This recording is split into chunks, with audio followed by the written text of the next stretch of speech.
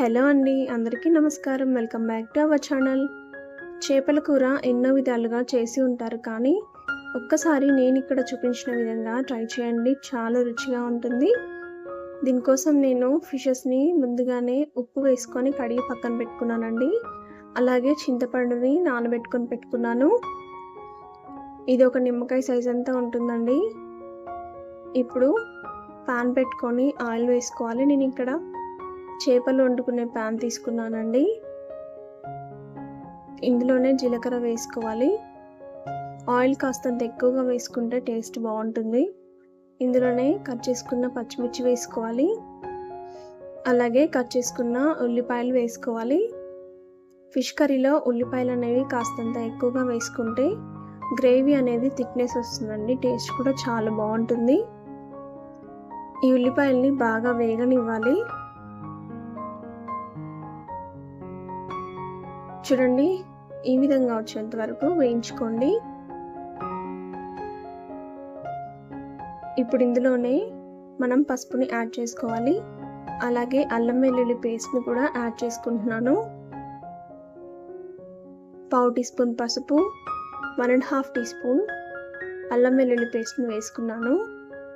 ఇదంతా బాగా కలిసే వరకు కలుపుకోండి. అల్లం పేస్ట్ అనేది పచ్చివాసన పోయేంత వరకు వేయించుకోవాలి. అల్లం కూడా వేగిపోయిన తర్వాత ఇందులోనే సాల్ట్ వేసుకోండి, రుచికి సరిపడినంత. అలాగే కారం కూడా వేసుకోవాలి. ఇక్కడ నేను 4 టీ స్పూన్స్ కారం వేస్తున్నానండి. ఇందులో మనం చింతపండు రసం వేస్తున్నాం కాబట్టి కారం అనేది కాస్తంత ఎక్కువగానే పడుతుంది. ఈ కారంని బాగా ఫ్రై చేసుకోవాలి. ఇప్పుడు ఇందులోనే 1/2 teaspoon garam masala, full teaspoon fish masala, అలాగే 1/4 టీ స్పూన్ జీలకర్ర పొడి వేస్తున్నాను. ఇవన్నీ బాగా ఫ్రై చేసుకోవాలి. ఇప్పుడు ఇందులోకి మనం ముందుగానే ఫ్రెష్గా కడిగి పెట్టుకున్న ఫిష్ ముక్కల్ని పెట్టుకోవాలి పైనుండి. చూడండి, నేను చూపించిన విధంగా ఇలా పెట్టుకోండి, ఒకదానిపైన ఒకటి. ఇవన్నీ ఇలా పెట్టుకున్న తర్వాత మూత పెట్టి కడాయిని పట్టుకొని పైనుండి కిందికి టాస్ చేసినట్టుగా చేయండి. ఏమాత్రం గరిటెతోటి కలపొద్దు. చూడండి, అలా చేసినట్లయితే మసాలా అనేది బాగా పడుతుంది. ఇప్పుడు మీడియం ఫ్లేమ్లో కాసేపు కుక్ చేయండి. చూడండి, కాసేపటి తర్వాత ఒక 10 మినిట్స్ తర్వాత మనకి ఫిష్ అనేది సగం ఉడికిపోయి ఉంటుంది. ఇప్పుడు ఇందులోకి మనం ముందుగా నానబెట్టి పెట్టుకున్న చింతపండు రసాన్ని యాడ్ చేయాలి.